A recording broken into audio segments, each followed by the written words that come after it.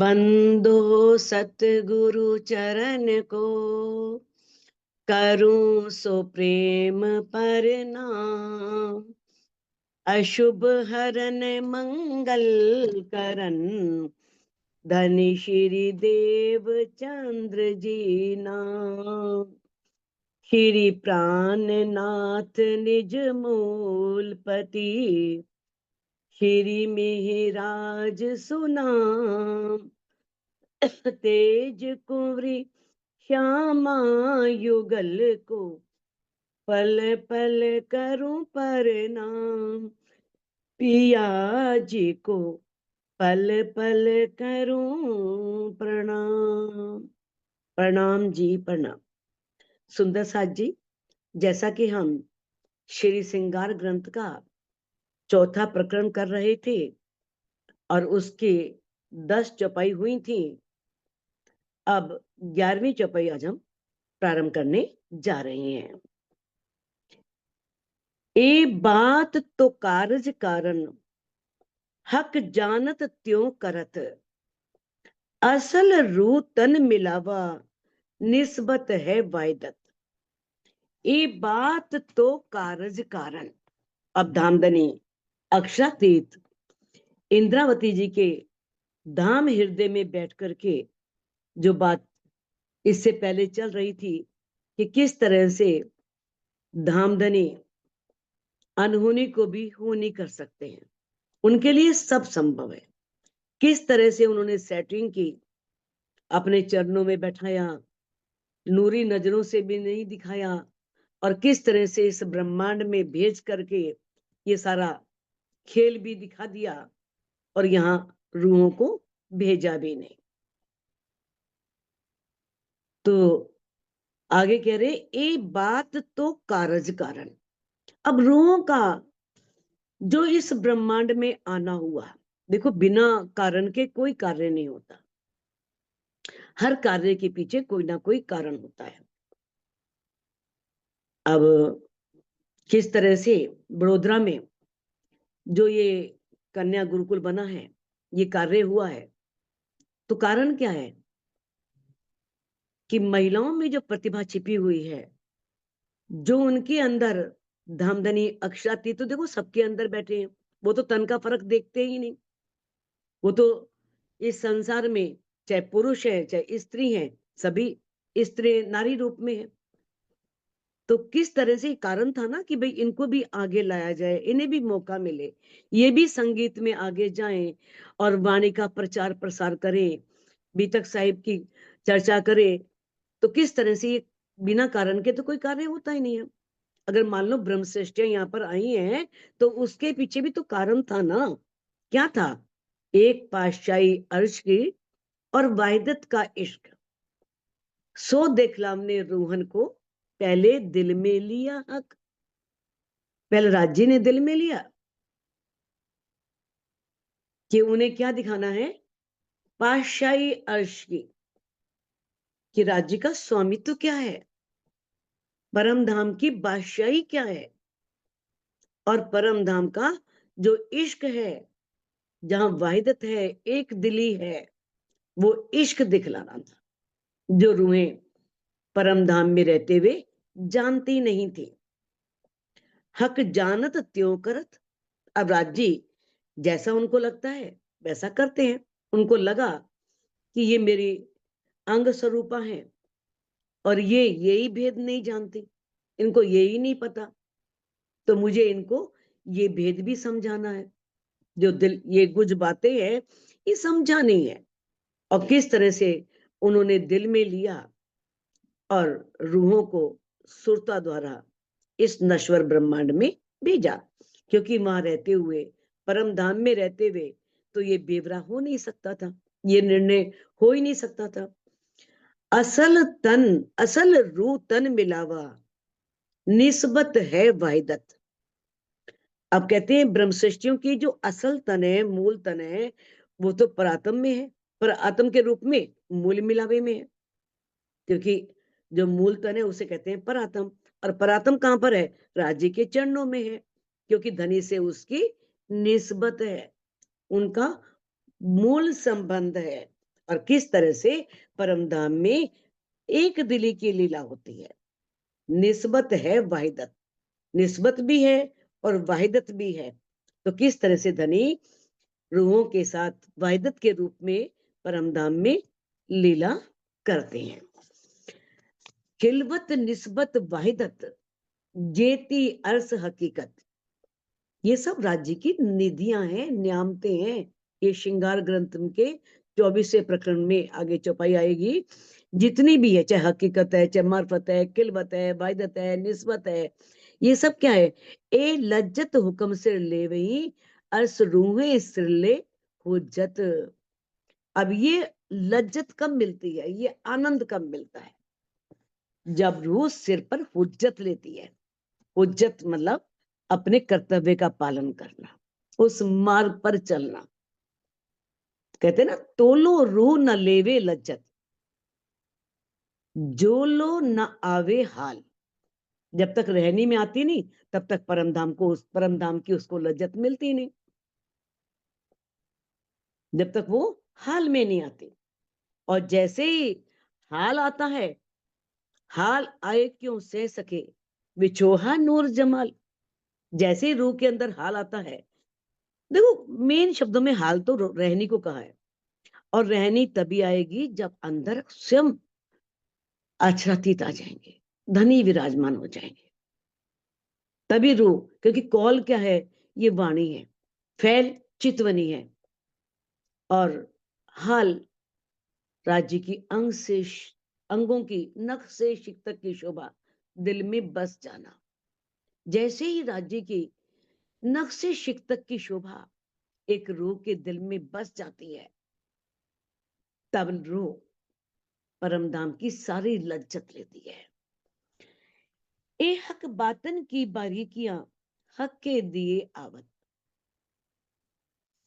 अब ये जो राज्य की बातें हैं, परम धाम की बातें हैं, राज्य के दिल की बातें हैं, इनकी जो रहस्य हैं, इनकी जो गुज भेद है, जो गुप्त हैं, छिपे हुए हैं, ये राज्य के देने से आते हैं। कहते सो हक के दिए आवत, जब राज्य देते हैं तभी आता है। ना सीखे सिखाए ना सोबते, ना सीखने से आती हैं, ना सिखाने से आती हैं। और हम सोचे हमने किसी की सोबत कर ली है, उससे आ जाएगी। हक मेरे पावत, राज्य की मेहर से मिलती है। मतलब कहने का भाव क्या है? कहने का भाव यह है कि मानो कोई ऐसा व्यक्ति है जो बहुत महान विभूति है। मान लो हम स्वामी जी को ही ले लेते हैं, है ना? हम सोचें कि हम ज्ञानपीठ में चले गए और उनके संपर्क में रह रहे हैं, संगति में रह रहे हैं, और उनकी आदतों की कुछ नकल कर लें, तो एक सिर्फ उससे ही ऐसा नहीं है कि चेंज हमारे अंदर परिवर्तन आ जाएगा। सिर्फ सुनने सुनाने से कभी भी अध्यात्म के इतने ऊंचे स्तर पर नहीं पहुंचा जा सकता। कब पहुंचा जा सकता है? जब वो महान विभूति, अगर हम उनकी संगत में रह रहे हैं, उनके अंदर जो शालीनता है, उनके अंदर जो धनी के प्रति विरह है, उनके प्रति जो धनी के प्रति प्रेम है, उसको ज्ञान को ग्रहण करने की प्रवृत्ति को अपनाएं। अपने अंदर भी वही विरह लाएं, वही प्रेम लाएं, उसी तरह से वही शालीनता, वही नम्रता और वही माधुर्यता, उन गुणों को अपनाएं, तो हम धामधनी की मेहर से उस अवस्था को प्राप्त कर सकते हैं। सिर्फ ये नहीं कि थोड़ी सी उनकी आदतों की नकल कर ली, थोड़ा सा अपना हल्का सा भोजन सुधार लिया, थोड़ा सा अपने को सात्विक बना लिया, तो इतना सा करने से नहीं कि हमें वो इतना ऊंचा स्तर अध्यात्म का प्राप्त हो जाएगा। ये सब गुण जब एक रूह अपने अंदर अपनाती है, तो धनी की मेहर से वो इस अवस्था को प्राप्त कर सकती है। अपनी रूहों वास्ते कई कोट काम किए, मामती जी क्या कह रहे हैं? क्योंकि मामती जी जिस तन को शुभा मिली इंद्रावती जी के तन को, वो भी परम धाम में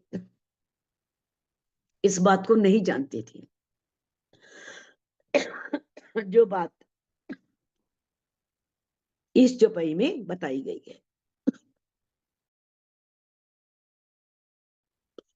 रूहें बेनियाज थी, बीच बका 12,000। जो रूहें यहाँ पर आई वो परम धाम के अंदर इन सब बातों से ना समझती। उन्हें परम धाम में ये पता ही नहीं था। कहते ना, हक्को काम और कछु नहीं, देवे रूहों लाड लज्जत। वाणी में चौपाई आती है कि राजी को काम कोई है ही नहीं, सिर्फ एक ही काम है, अपनी रूहों को लाड दूं, इन्हें आनंद दूं, इन्हें रिझाऊं। तो कहते हैं अपनी रूहों वास्ते, दामदनी अपनी रूहों के वास्ते उन्होंने करोड़ों काम की। अब करोड़ों काम कौन से हैं?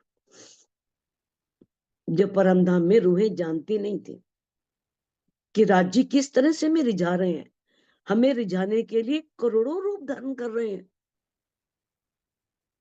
पशु पक्षी बन रहे हैं, खूब खुशहालियां बन रहे हैं, किस तरह से माणिक पहाड़ का रूप धारण कर रहे हैं, पानी पुखराज पहाड़ का रूप धारण कर रहे हैं, कितनी सुंदर सुंदर उसमें लीलाएं कर रहे हैं। ये भेद रूहें नहीं जानती थी परम धाम में। जो यहाँ पर इस ब्रह्मवाणी के माध्यम से आत्माओं को जिस बात की जानकारी मिली कि किस तरह से धनी 25 पक्षों का, असंख्य पशु पक्षियों का, खूब खुशहालियों का अनेक रूप सखियों को रिझाने के लिए धारण करते हैं, यही करोड़ों काम है। तो कहते हैं ए जाने अरवाएं अर्श की, जिन नाम निशान लिए। अब ये परम धाम की रूहें ही जान सकती हैं। कौन सी रूहें? जिन नाम निशान लिए, जिन्होंने नाम लिया और निशान लिया। अब नाम क्या है? नाम है पहचान। सिर्फ एक तो होता है सिर्फ ओनली नाम की जानकारी, पार ब्रह्म परमात्मा अक्षरातीत है, हमारी आत्मा के प्रीतम है, इतना काफी नहीं है। उसकी पूर्ण परिचय कब मिलता है? जब हम उसके दिल की गहराइयों में पहुंचते हैं, जब हम वाणी की गहराइयों में पहुंचते हैं। यह है पहचान, वास्तविक पहचान। और निशान क्या है? युगल स्वरूप के अंगों की शोभा को नख से शिख तक अपने धाम हृदय में बसा लेना निशान है। जिन्होंने धनी की पहचान करके धनी की शोभा को अपने धाम हृदय में बसा लिया, वो ही परम धाम की रूहें ये बात जानती हैं। जिन्होंने वाणी पढ़ी ही नहीं, वाणी घर में है, आए हुए इतना समय हो गया, वाणी के बारे में पता ही नहीं, पढ़ा ही नहीं, राज्य ने हमारे लिए बातें क्या लिखी हैं, तो वो इन बातों को क्या जानेंगे? है ना। जिन तक ये वाणी पहुंचती है और जो धनी की पहचान करते हैं, वही इस बात को जान सकते हैं। ये जो अर्स बारीकियां, अर्स सहूरे रू जानत। अब जो ये परम धाम की बारीक बातें हैं, इल्म की भी बहुत बारीक बातें हैं, इश्क की भी बहुत बारीक बातें हैं, निस्बत की भी बहुत बारीक बातें हैं, हर बात को धनी ने बहुत अच्छी तरह से पूरे पूरे प्रकरण लेकर के स्पष्ट किया है ना। ये वचन ऐसे जागृत जगावत तत्खिन, जो रू सिर ना ले वही, तो क्या करे वचन। ये धनी की जो जागृत बुद्धि की वाणी है ना, ऐसी जागृत वाणी है, ऐसी जागृत वचन है जो रूह को एकदम जगा देते हैं। लेकिन रूह सिर लेने का मतलब क्या है? ये नहीं कि चौपाइयां लिख करके हमने सिर पे रख लो, वाणी को उठा के सिर पे रख लो, सिर पे ले लिया भाई, पूरी वाणी तो सिर पे रखी हुई है। सिर पे लेने का मतलब क्या है?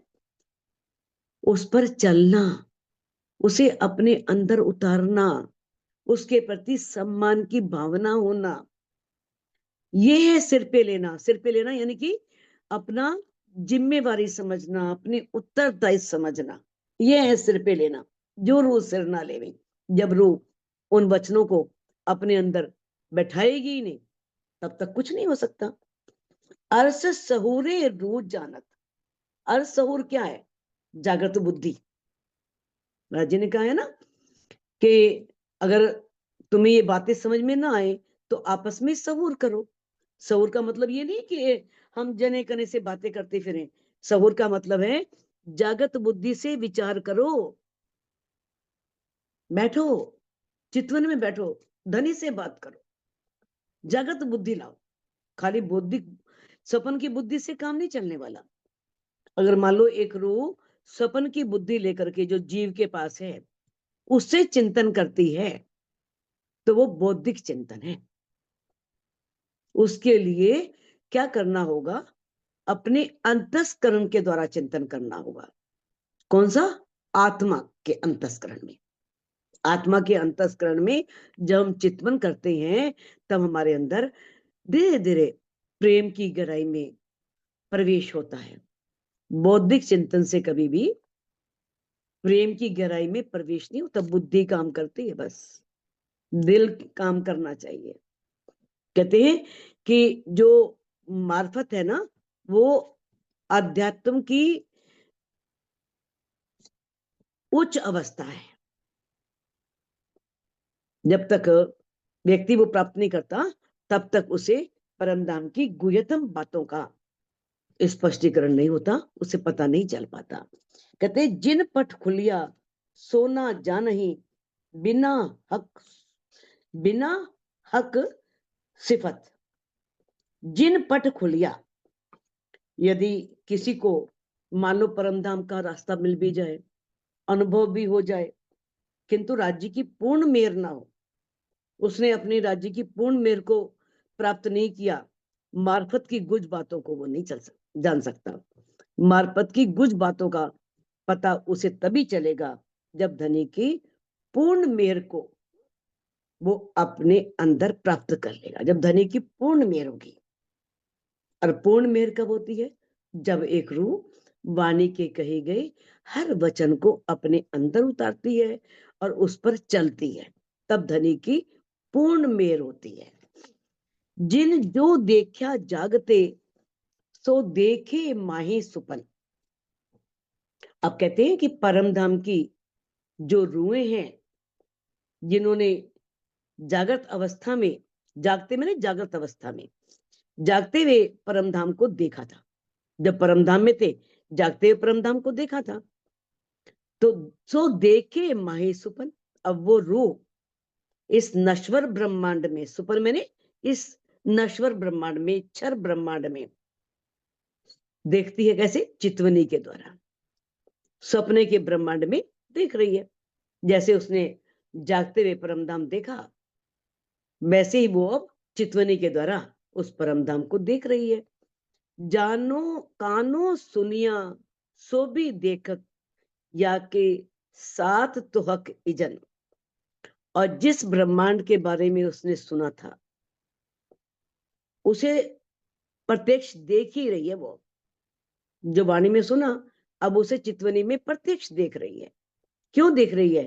क्योंकि प्रीतम के इजन कहते उनके आदेश की शक्ति, उनका हुक्म उसके साथ है, जो ये सब कुछ करवा रहा है। कौन करवा रहा है? राज्य का हुक्म, उनका इजन, उनके हुक्म की शक्ति ये सब कार्य करवा रही है। रखे वजूद को हुक्म, जेते दिन रखिया चाहे। अब रो चाहे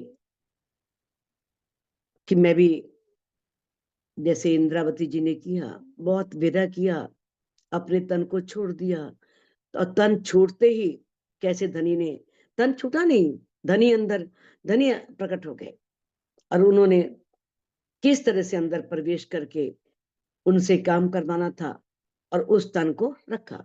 कहा है ना, मैं तो अपना दे रही, तुम ही राख्यो जीव। मैं तो अपना जीव दे रही थी, अपने ही रखा, कछु कारज अपने पीव। कोई कार्य आपने इस तन से करवाना था, तो यही कहा है कि अगर एक रूह के अंदर मान लो विरह भी आ जाए, धनी के प्रति प्रेम भी आ जाए, धनी को रिझा भी ले, लेकिन जब तक राज्य का हुक्म है तब तक वो तन रहता है, वो तन छोड़ नहीं सकती। जेते दिन रखा चाहे, जितने दिन वो रखना चाहते हैं। धनी ने वाणी में बिल्कुल स्पष्ट कह दिया है, ए दिन किने ना किया मुकर्रर, तिन पहचानो जिंदई खबर। ये दिन निश्चित नहीं है, क़यामत का दिन निश्चित नहीं है, रूह की जागनी कब होगी ये भी निश्चित नहीं है, धनी रूह के अंदर कब आएंगे ये भी निश्चित नहीं है। बस उसे पहचानो जिसने ये बात बताई है, जिससे हमें ये खबर मिली है, ये संदेशा मिला है, उसकी पहचान करो। जब समय आएगा सब हो जाएगा। तो हमें बताया है कि किस तरह से अगर रूह अपना तन छोड़ना भी चाहे तो छोड़ नहीं सकती। जब तक धनी उस तन को रखना चाहते हैं वो तन रहेगा। रूहों खेल दिखावने कई विध युगत बनाए। किस तरह से धामधनी अक्षरातीत ने अपनी रूहों को खेल दिखाने के लिए कितनी युक्तियां बनाई। पहले तो देखो परमधाम में युक्ति बनाई, और किस तरह से इंद्रावती जी के धाम हृदय में विराजमान होकर के भी युक्ति बना रहे हैं। तभी तो इंद्रावती कह रही हैं, जागो जगाऊं युगस्सो, छोड़ो नींद विकार। मैं तुम्हें अनेक युक्तियां लगा करके, प्रेम से, गुस्से से, डांट करके, फटकार करके, अनेक तरह से, अनेक युक्तियों से जगा रही हूं। इस अज्ञानता को छोड़ो, इस नींद को छोड़ो। अब परम धाम में राजी ने क्या युक्ति बनाई, किस तरह से देखो कि कहते हैं रूहों खेल दिखावने कई विध युगत बनाए। क्या युक्ति बनाई, रूहों को खेल भी दिखाना है, माया के ब्रह्मांड में भेजना भी नहीं है, मेरी रूहों को कष्ट ना हो, तकलीफ ना हो। किस तरह से अपने चरणों में बैठा करके अपनी आंखों में ही दिखा रहे हैं, धनी नहीं दिख रहे, ये माया का ब्रह्मांड दिख रहा है। और उनकी नूरी नजर को भी यहां नहीं भेजा, नूरी नजर तो वहां पर है, सुरता की दृष्टि के द्वारा दिखा रहे हैं। ये युक्तियां जो धनी ने बनाई रूहों को खेल दिखाने के लिए। और ऊपर जो बात कही थी उसका तो आपने श्री बीतक साहिब में एक उदाहरण आता है, शाहजहांपुर बुढ़िए का, जहां पर नागजी भाई किस तरह से बिल्कुल मृत्यु के निकट पहुंच गए थे, किस तरह से उनकी शरीर की अवस्था हो गई थी, लेकिन श्री जी ने उस तन को किस तरह से रखा। तो जब तक एक धनी चाहते हैं तब तक वो तन छूट नहीं सकता। कई बार इंद्रावती जी ने भी कहा है ना कि मैं नहीं चाहती, मेरा मन करता है मैं परम धाम को ही देखूं, राज्य को रिझाऊं, राज्य की सेवा करूं। लेकिन राज्य ने उस तन से जो काम लेना है वो तो लेना ही है ना, वो काम तो उनको पूरा करना पड़ा ना। पूरी वाणी उतरने के पश्चात ही वो समाधि अवस्था में बैठ पाए। किस तरह से 47 में वाणी पूरी हुई, फिर वो किस तरह से 3 साल गुमटी में विराजमान हो गए। तो धनी ने जिस तन से जो काम लेना है वो तो लेना ही है। कहते हैं आत्म तो फ्रामोस में भई आड़ी नींद हुक्म। अब जो पर आत्म की सुरता जीव के ऊपर आकर के बैठी है, तो जो आत्माएं हैं वो तो माया की नींद में है, माया की फरामोशी है उन पर, माया का नशा है उन पर। भई आड़ी नींद हुक्म, और राज्य के आदेश से ही उनके और धनी के बीच में एक पर्दा आ गया है, नींद का पर्दा। आंखें खुली हैं, देखो राज्य की कारीगरी, देखा है ना। कई बार हमारी आंखें खुली होती हैं, हम भोजन कर रहे होते हैं, लेकिन इतने गहरे चिंतन में होते हैं कि हमारी थाली में कब किसने सब्जी रख दी, फुल्का रख दिया, हमें पता ही नहीं चलता। आंखें खुली हैं फिर भी पता नहीं चला, तो ये क्या है? क्योंकि हमारा चिंतन कहीं और था। अब रूहों का चिंतन कहाँ चल रहा है? माया में चल रहा है। धन ही नहीं दिख रहे, परम धाम नहीं दिख रहा, 25 पक्ष नहीं दिख रहे। तो कहते हैं आत्म जो है वो माया के नशे में है। भाई आड़ी नींद हुक्म। और किस तरह से जो धनी के बीच में और रूहों के बीच में राज्य के हुक्म से, उनकी इच्छा से नींद का पर्दा आ गया है, माया का पर्दा आ गया। सो फेर खड़ी तब हो वही, रो दिल याद आवे खसम। अब बताओ राज्य क्या क्या करेंगे इससे ऊपर? पूरी बात तो स्पष्ट कर दी। सब रूहों पर माया की फरमोशी है, मोह है, लेकिन रूह खड़ी कब होगी? उसे परमधाम कब दिखेगा? राज्य का साक्षात्कार कब होगा? राज्य की नक्शे शिक्त की शोभा कब उसके दिल में बैठेगी? वो क्या है? जब दिल याद आवे कसम। जब एक रूह के दिल में अपने प्रीतम की याद आएगी, जब एक रूह बहुत धनी से प्रेम करेगी, उसके विरह में डूब जाएगी, उसके नक्शे शिक्त की धामधनी के शोभा को अपने दिल में बसा लेगी, तो ये ही माया में जागृत होना है। तारतम लेना जागृति नहीं है। तारतम लेना तो नर्सरी कक्षा में प्रवेश लेना है। प्रवेश ले लिया, आगे की पढ़ाई नहीं करेंगे तो आगे 8वीं 10वीं 12वीं BA MA ऐसे थोड़ी हो जाएगी PhD। आप चाहते हो, अरे प्राणा जी क्या है? PhD। प्राणा जी हेड ऑफ द डिपार्टमेंट, इस सारे डिपार्टमेंट के हेड है,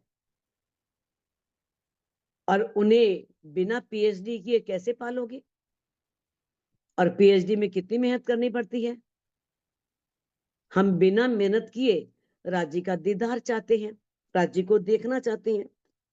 तो अब धनी ने बता दिया है कि जागने लीला में आत्मा की जागनी होनी है, पर आत्म की नहीं होनी। आत्म को जगाओ, आत्म को पर आत्म भाव में लेके जाओ। मत समझो, ये समझो मैं परम धाम में राज्य के चरणों में बैठी हूं, पर आत्म भाव लो। जो सीख मोमिन जो सॉरी सो साख मोमिन यही देवईन, यो बूझ में भी आवत। अब इंदावती जी कह रही हैं, सो साख वो साक्षी, मोमिन जो ब्रह्म मुनि है, जो परमहंस हैं, उन्होंने यही साक्षी दी है, यही प्रमाण देते हैं कि राज्य तभी मिलते हैं जब रो जो है, एक आत्म जो है पर आत्म भाव लेती है, धनी के विरह में डूबती है, उनकी शोभा श्रृंगार को दिल में बसाती है। यो बूझ में भी आवत। और ज्ञान दृष्टि से भी यही बात समझ में आती है। बूझ मैंने ज्ञान दृष्टि, समझ, विवेक बुद्धि के द्वारा भी यही बात समझ में आती है। कहती है अनुभव भी कछु कहते हैं और हुक्म भी कहावत। अब आत्मा का अनुभव भी कुछ कह रहा है, क्योंकि अपना अनुभव भी होता है आत्मा का। कहते और हुक्म भी कहावत, और राज्य का हुक्म भी कहलवा रहा है, राज्य भी कहलवा रहे हैं। ये बात सिर्फ इंद्रावती जी कहती है, ऐसे नहीं निकली ये बात। अनेक साखों के पश्चात, साक्ष्यों के पश्चात और ज्ञान दृष्टि से भी यही बात दिख रही है कि राज्य कब मिलेंगे, और मेरी आत्मा का अनुभव भी इसमें गवाही दे रहा है, और राज्य का हुक्म भी कहलवा रहा है कि एक रूह तभी जागृत होगी जब अपने दिल में धनी की नक्शे शिक्तक की शोभा को दिल में बसाएगी। मोमिन कहवे हुक्म, बोझ अनुभव पर हुक्म। अब मोमिन कहवे हुक्म, मोमिन मैंने जो ब्रह्म सृष्टियां हैं, वो धनी के आदेश से ही कुछ कहते हैं, बिना धनी के आदेश के से कुछ नहीं कहते। सारी ब्रह्म सृष्टियां नहीं, ब्रह्म मुनि जिन्होंने धनी को पा लिया, अगर उन्होंने कोई बात अपने जो भी उन्होंने आगे साहित्य लिखा या बातें लिखी, जो धनी का अनुभव किया, तो अनुभव से ही लिखी ना। उन्होंने चितवनी की, चितवनी में अनुभव मिला, तो अनुभव से ही कहते हैं। तो कहते हैं मोहमिन कहवे हुक्म, वो धनी के आदेश से ही कहते हैं। बूझ अनुभव पर हुक्म, और उनकी समझ, उनका अनुभव भी राज्य के आदेश से ही होता है, राज्य के हुक्म से ही होता है, उनकी मेहर से ही होता है। हुक्म कहवे सो भी हुक्मे, कछुना बिना हुक्म खसम। अब कहते जो मूल स्वरूप में हुक्म है, कहते ना हुक्म से हुक्म चल रहा है, हुक्म हुक्म आगे आगे हुक्म चलता जाता है। सबसे पहले राज्य ने अपने दिल में लिया, वो इच्छा आ गई, फिर आगे अक्षर ब्रह्म के दिल में आई, फिर अक्षर ब्रह्म के दिल में आई तो उनके मन में आते ही प्रणव ब्रह्म आदि नारायण के रूप में आगे आगे आगे आदेश चल रहा है। और उन्होंने किस तरह से कहा कि मैं एक हूं, अनेक हो जाऊं, ब्रह्मा विष्णु महेश बन गए। तो उनका आदेश चल रहा है नीचे इन जीवों पर। तो हुक्म ऊपर से, तो ऊपर का हुक्म चल रहा है ना। तो हुक्म कहवे सो भी हुक्म, जो मूल रूप में हुक्म है, राज्य का हुक्म, उस अक्षरातीत का हुक्म, उस हुक्म से ही इस संसार में जो धनी का आवेश स्वरूप है ना, जो इंद्रावती जी के अंदर विराजमान है, सो भी हुक्मे, वही हुक्म कार्य कर रहा है, उन्हीं की इच्छा कार्य करी है। इंद्रावती जी कहती मेरा कुछ नहीं है इसमें, राज्य ने दिल में लिया और वो आवेश स्वरूप में आकर के मेरे दिल में विराजमान हो गए, और वो हुक्म ही सब कुछ कहलवा रहा है। कचुना बिना हुक्म खसम। अब तो बिना धनी के कुछ है ही नहीं, उनकी इच्छा के बिना। जब एक रूह ऐसी स्थिति प्राप्त कर लेती है, तब उसकी अवस्था ऐसी हो जाती है, जो जानो त्यो रखो, धनी तुम्हारी मैं तो आपकी हूं, जैसे मर्जी है वैसा रखो। लेकिन कहाँ है रूहों में धैर्य? अरे हमसे अच्छे तो वो जीव हैं, जिन्होंने परमात्मा को पाने के लिए अपने शरीर को गला दिया। रामकृष्ण परमहंस को जानते हो, किस तरह से उन्हें कितनी भयंकर बीमारी हुई थी। सबने कहा कि आप काली माता से कहो, क्योंकि काली माता उन्हें दर्शन देती थी, उनसे बातें करती थी, उनके सामने प्रकट हो जाती थी। तो बोले कि नहीं, मैं नहीं कहूंगा, काली माता को पता नहीं, माता को पता नहीं मेरी कैसे रखना है, उसकी मर्जी हो ठीक कर देगा, कर देगी, नहीं मर्जी होगी तो ना करे। कैंसर था उनको, लेकिन फिर भी उन्होंने नहीं कहा।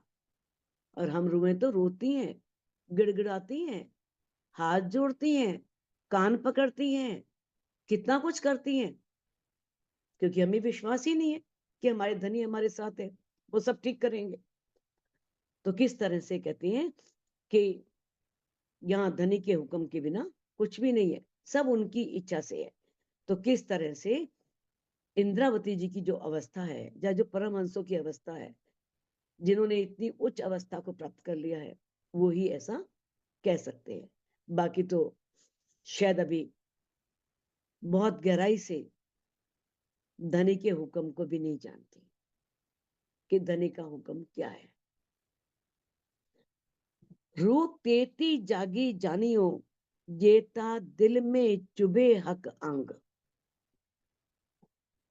अब इससे अधिक धनी मामती जी के धाम हृदय में विराजमान होकर के अपनी रूहों को जगाने के लिए क्या कहें। कहते रूह तेती जागी जानियो, एक रूह समझो उतना जागती है, उसके अंदर माया की फरामोशी हटती है। जेता दिल में चुभे अंग, जब उसके हृदय में जैसे जैसे धनी की शोभा बसती जाती है ना, जैसे जैसे शोभा अंदर समाती जाती है, तो आत्मा को बस समझो उसका वही भाग जागृत होता है, वही समझो उसका भाग जाग गया। जेता दिल में चुभे हक अंग, जितने राज्य के अंग दिल में चुभते हैं ना, दिल में चुभने का मतलब ये नहीं है कि तकलीफ देना, कष्ट देना, जैसे कील चुभता है। चुभने का अर्थ है कि वो इतनी गहराई में शोभा बस जाती है, बाहर निकलना मुश्किल है। जैसे एक तीर होता है ना, वो तीर तिगुना होता है, वो अंदर चुभ जाए तो उसे बाहर कितना मुश्किल से निकाला जाता है, कितना कष्ट होता है, कितना तकलीफ होता है निकालने में। तो धनी की शोभा इतनी गहराई से बसने को ही कहते हैं चुभना। इसका जो मेन तात्पर्य है, क्योंकि आत्मा जो है ना, वो परात्म का प्रतिबिंब है। और अक्षरातीत की जो नक्शे शिक्तक की संपूर्ण शोभा का दिल में बसना ही धनी ने श्रृंगार ग्रंथ में बार बार कहा है। यही आत्मा की जागृति है, यही आत्मा जागृत होगी जब वो राज्य की नक्शे शिक्तक की शोभा को दिल में बसाएगी। जो अंग हृदय न आइया, रोके तेती फरामोशी संग।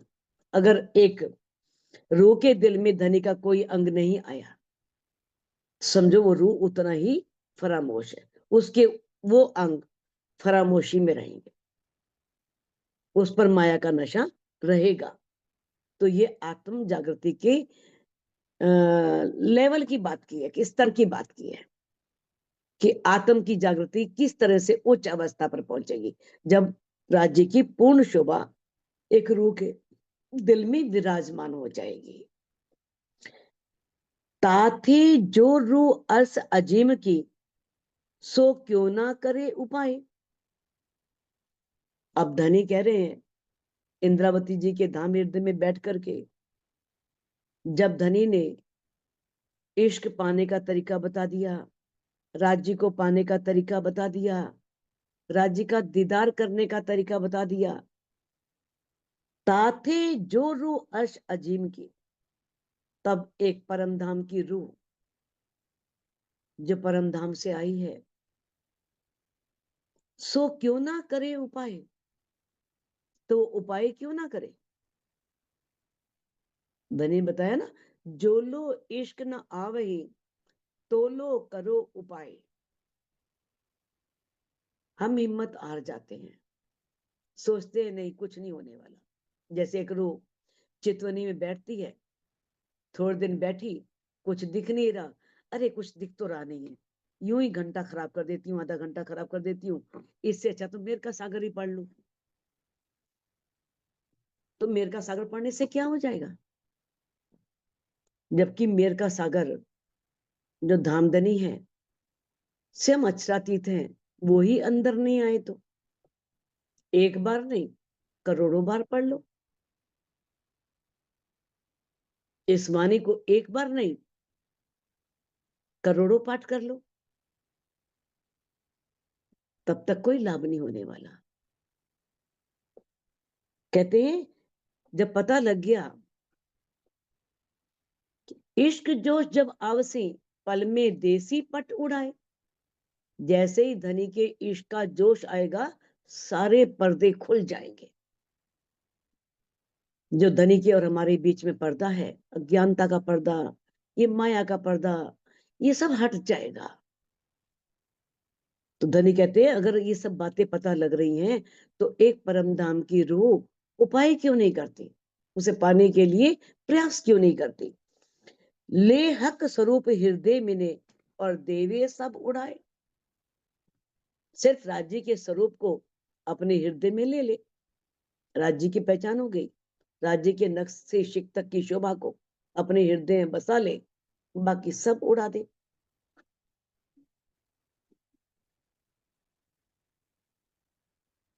मैं है ना, कबीरदास जी ने कहा है ना, उस छाछ के बारे में, कि किस तरह से सार सार को गही रहे, थोता दही उड़ाए।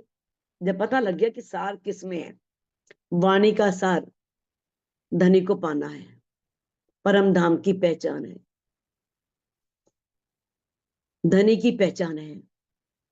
जब ये बात पता लग गई, तो एक धनी को अपने अंदर रखे, और बाकी जो फालतू बातें हैं, व्यर्थ की बातें हैं, इस ब्रह्मांड की या जो भी इस माया की, सब उड़ा दे। जो सारहीन है, महत्वहीन है, जिनका कोई महत्व ही नहीं, सार ही नहीं। तो धनी ने हमें समझाया है कि एक परम धाम की रूह को ये वाणी अंदर आने के पश्चात, पहचान होने के पश्चात क्या करना चाहिए, एक रूह को कौन से मार्ग पे चलना चाहिए। इश्क बिना रोके दिल, इश्क बिना रोके दिल, चुभे न सूरत हक। मेन मुद्दा तो यहीं आके खड़ा हो जाता है सारा। बिना इश्क के कुछ होने नहीं वाला। धनी का इश्क नहीं आया तो चितवन भी नहीं लगने वाली। धनी जी का इश्क नहीं आया तो परम धाम में प्रवेश भी नहीं मिलने वाला। क्योंकि धनी ने स्पष्ट कह दिया, धनी जी को इश्क भावे, इश्क बिना कछु न सुहावे, ये ना कहियो कोई जन, धनी पाया इश्क बिन। कि दादी को इश्क अच्छा लगता है, उन्हें इश्क के बिना कुछ भी अच्छा नहीं लगता। अब कोई ये मत कह देना कि मेरे को तो धनी के अंदर, धनी के प्रति कोई इश्क नहीं था, मैंने तो राज्य को पा लिया। अगर ये कह रहे हो तो समझो आप सरासर झूठ बोल रहे हो, क्योंकि बिना इश्क के राजी मिल ही नहीं सकते।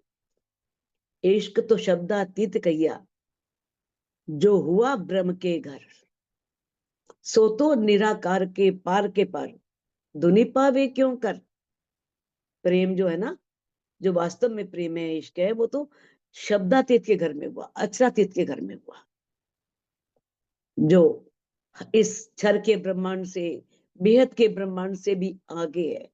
तो ये दुनिया वाले उसे कैसे पा सकते हैं, लेकिन एक रूह तो पा सकती है ना, क्योंकि वो धामधनी के जो अंग स्वरूप पर आत्म है, उसकी दृष्टि है, सुरता है, पर आत्म का प्रतिबिंब है। तो कहते इश्क बिना रोके दिल में चुभे न सूरत हक। जब तक इश्क नहीं आएगा तो राज्य की सूरत दिल में प्रवेश नहीं करेगी। राज्य की शोभा, राज्य के मुखारविंद की शोभा, राज्य के अंगों की शोभा, वहां पर चरण, मुख, हाथ, पैर, छाती सब एक माना है, अलग नहीं माना। जब तक राज्य की शोभा हमारे अंदर आ ही नहीं सकते, हमारे अंदर बस ही नहीं सकते। मेहर जोश निस्बते, हक हुक्मे चुभे मुतलक। अब मेहर से धनी की मेहर हो जाए, आपके अंदर प्रेम का जोश आ जाए और धनी के साथ निस्बत भी हो, तो राज्य की इच्छा से निश्चित रूप से वो शोभा आपके दिल में बैठ सकती है, आपके दिल में प्रवेश कर सकती है। तो सुंदर सा जी इस चौपाई को अनम्यूट करके दोहरा सकते हैं।